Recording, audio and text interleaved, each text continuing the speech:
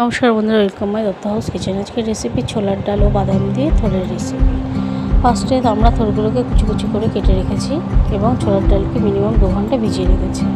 First time ছোলার ডাল, তারপরে থোড় এইভাবে দিয়ে আমরা কিছুটা জল দিয়ে সিটি মেরে নেব। 2টো সিটি মারলেই যথেষ্ট।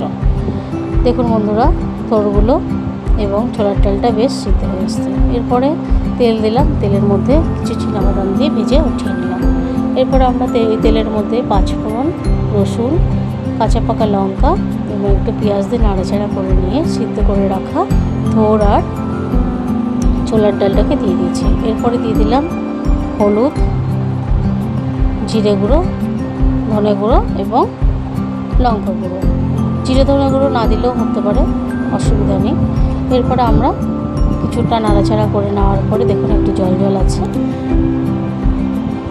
চালের গুঁড়ো একটু দিয়ে দিলাম। চালের গুঁড়োটা অপশনাল, না দিলেও পারেন। চালের গুঁড়োটা দিয়ে নাড়াচাড়া করার পরে আমরা ভেজে রাখা বাদামগুলোকে আমরা দিয়ে দিচ্ছি। আমাদের রেসিপি এবার রেডি হয়ে গেছে, আমরা নামিয়ে নিয়েছি। আমাদের রেসিপিগুলো ভালো লাগলে সাবস্ক্রাইব করবেন। ধন্যবাদ।